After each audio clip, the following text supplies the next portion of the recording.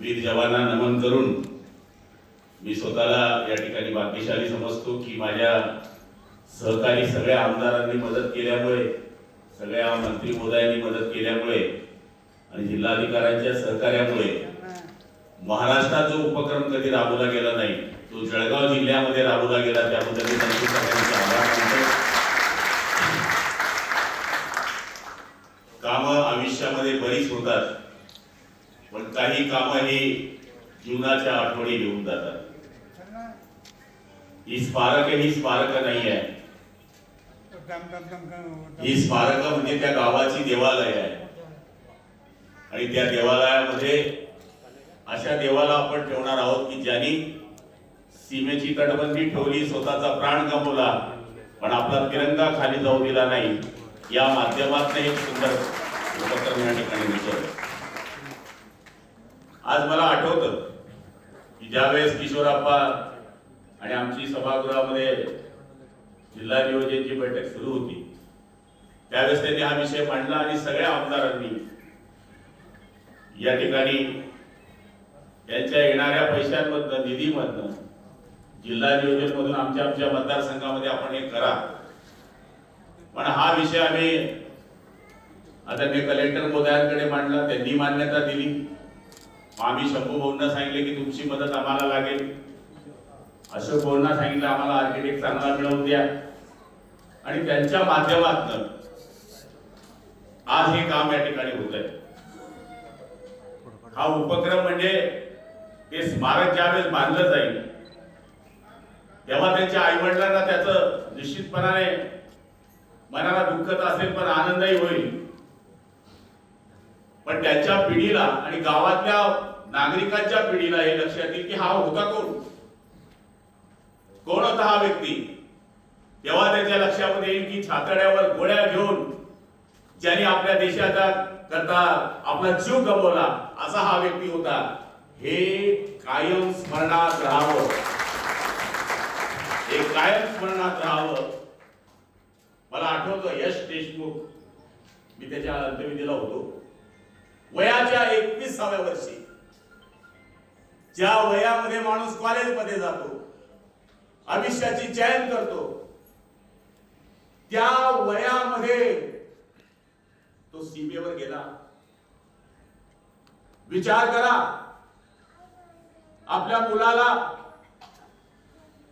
ज्या मुलाला आई वडील पोटाला चिमटा घेऊन स्वतःचे दुःख विसरून त्याला आनंदात ठेवण्याचा प्रयत्न करतात, तो पोटाचा तुकडा ज्यावेळेस सीमेवर जातो आणि जात असताना सकाळी आईशी बोलतो, दुपारी बापाशी बोलतो आणि संध्याकाळी एका अतिरेक्याची गोळी त्याला छातीवर येऊन चाटून जाते आणि तो तिरंग्यामध्ये ज्यावेळेस आपल्या घरी येतो त्यावेळेचा प्रसंग जर आपल्या लक्षामध्ये आला तर मला तरी असं वाटतं त्याला तर सलाम केला पाहिजे, पण त्यांच्या आई वडिलांना त्याच्यापेक्षा जास्त सलाम केला पाहिजे. त्यांनी अशा सुपुत्राला जन्म दिला. आज आमच्यासारख्या पुढाऱ्याला म्हणा, अधिकाऱ्याला म्हणा, जो सन्मान समाजात नाही, तो समाजात मधला सन्मान सगळ्यात मोठा कोणाला असेल तर तो माजी सैनिकाला आहे, सैनिकाला आहे. गावामधला एखादा सैनिक ज्यावेळेस सुट्टीवर येतो त्यावेळेस पूर्ण गाव त्याच्याकरता जमा होतं. ही साधी गोष्ट नाही आहे. जाई ज्याच्या वंशी कळी त्याला, ज्याच्या घरामध्ये होतं त्यालाच हे कळतं.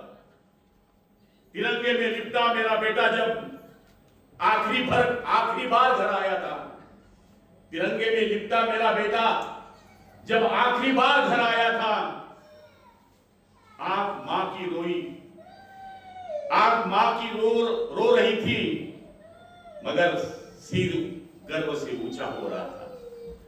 आई रडत होती, पण मी पाहिलंय पाचोऱ्यामध्ये, भडगावमध्ये, चाळीसगावमध्ये मला बऱ्याच वेळेस अशा प्रसंगाला जावं लागलं आणि ते पाहत असताना तरुण त्याची पत्नी हातामध्ये तिरंगा घेते त्यावेळेचा तो प्रसंग तुम्ही आठवा. एक सैनिक मरतो तेव्हा माजी सैनिकांचं ते पोळ पहा. त्यावेळेस एक सैनिक जातो, जिल्ह्यातले हजारो माजी सैनिक सैनिक त्याच्याकरता रस्त्यावर येतात आणि त्या ठिकाणी असतात, त्यावेळी ते चित्र भयावह असतं. सैनिक हा साधा नाही आहे. सैनिकाने आपण म्हणतो की घरावर तुळशी पत्र ठेवून हे केलेलं आहे. त्याला काय नंतर मदत मिळते, सगळं मिळतं.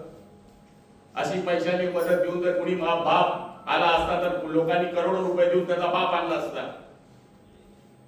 पण हे जीवन कठीण आहे. तो जातो, पण त्याच्या मागच्यांचा विचार करा. आपण तरुण, त्याची पत्नी ज्यावेळेस विधवा होते, विचार करा ती आपली बहीण कसे दिवस काढत असेल. विचार करा त्याची आई कसे दिवस काढत असेल, तिचा बाप कसे दिवस काढत असेल. मला तरी असं वाटतं की हे स्मारक जोपर्यंत हे स्मारक उभा आहे त्याच्यामध्ये आमचा थोडा खाराचा वाटा असेल, आमदारांचा, मंत्र्यांचा. हो, असे काही मंत्री होते, असे काही आमदार होते, असे काही कलेक्टर आले की त्यांच्या डोक्यामध्ये ही कल्पना आली की आम्ही स्मारक केले पाहिजे. बस आम्हाला हे माझं जीवन सार्थक झालं असं मला या ठिकाणी वाटतं. रोड बांधू, गटारी बांधू, सगळं करू, पण ही स्मारक ही प्रेरणा देणारी स्मारक आहे. मला आठवतं की पाकिस्तान आणि हिंदुस्थानचं ज्यावेळेस युद्ध होत होतं त्यावेळेस भारताचे काही सैनिक पाकिस्तानात पकडले. त्यावेळेस भारताचे माजी लष्कर प्रमुख होते जनरल करियप्पा. त्यांच्या मुलालाही साहेब त्यावेळेस पकडलं गेलं आणि करियप्पाच्या मुलाला पकडला असताना पाकिस्तानचे लष्कर प्रमुख होते त्यावेळेस अयूब खान. अयूब खानाने त्यांना जनरल करियप्पाला फोन लावला आणि सांगितलं की तुमचा मुलगा माझ्या ताब्यामध्ये आहे, मैत्रीपूर्वी सोडतो, आपण दोघं जनरल आहोत. त्यावेळेस करियप्पाचं एक वाक्य मला आठवतं. करियप्पा म्हणले, सोडायचं असेल तर सगळ्यांना सोडा, कारण की माझा एक मुलगा नाही आहे, जेवढे सैनिक आहेत तेवढे माझे मुलं आहेत. हे मनालाही जिगर लागते, हे मनालाही हृदय लागते, देश प्रेम लागतं. आज काय चाललंय? तिकडनं आम्हाला सगळे घेतायत, तिकडनं चीन घेताय, तिकडनं पाकिस्तान घेताय, नेपाळ आमचा मित्र होता तो आमच्यापासून लांब चाललाय. पाकिस्तान म्हणतोय इकडनं बॉम्ब आहे, तो म्हणतो आमचा बॉम्ब आहे. बॉम्बची परिस्थिती आज सगळीकडे उठली आहे. आप्पा सांगायचे की जेव्हा मी गावात राहायचो तेव्हा ती आजी मला नेहमी सांगायची, अरे हो मला मरता मरता तरी करशी का रे स्मारक.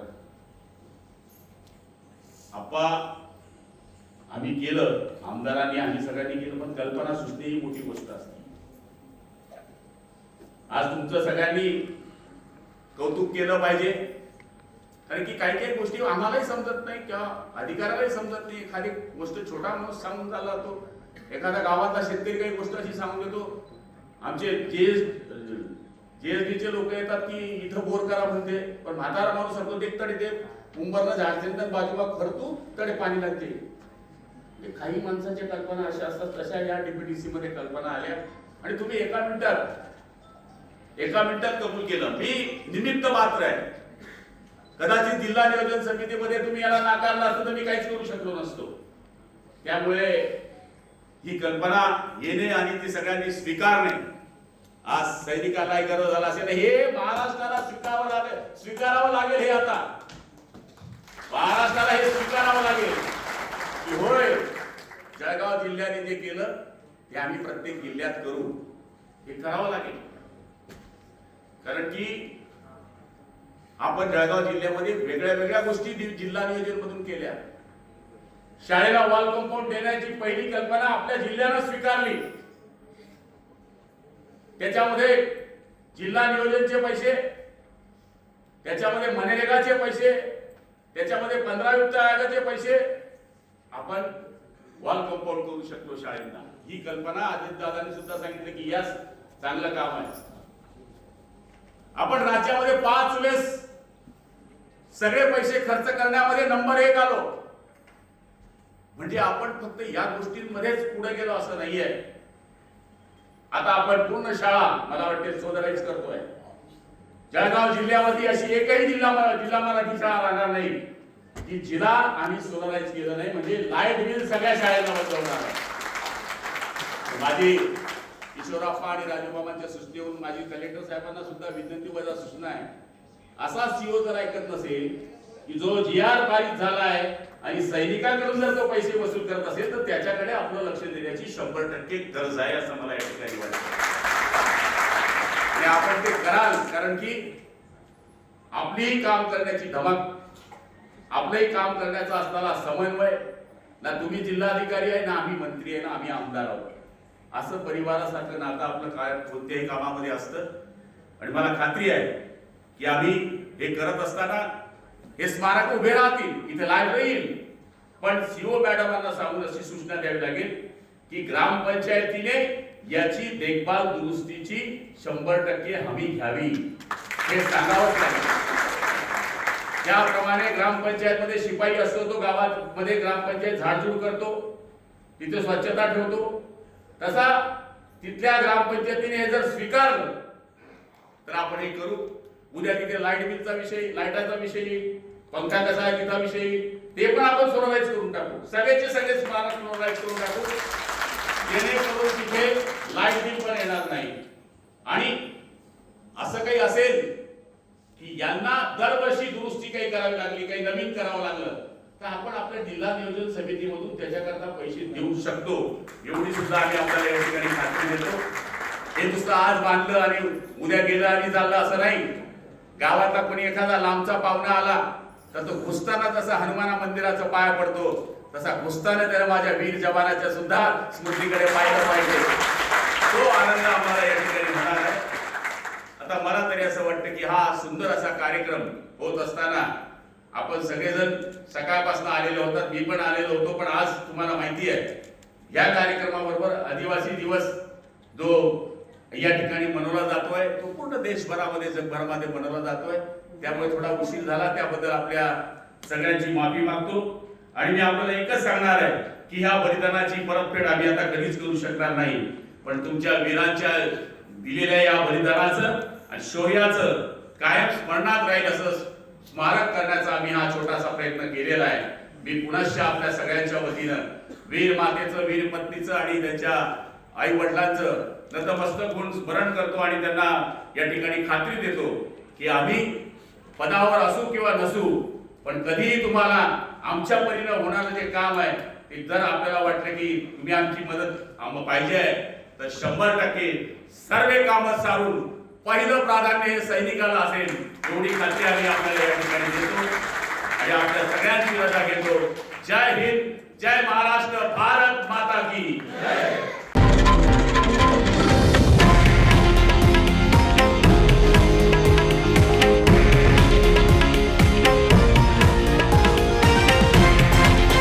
हे आहे देशातील नंबर 1 न्यूज नेटवर्क आणि आपण पाहत आहात TV9 मराठी, एकमेव.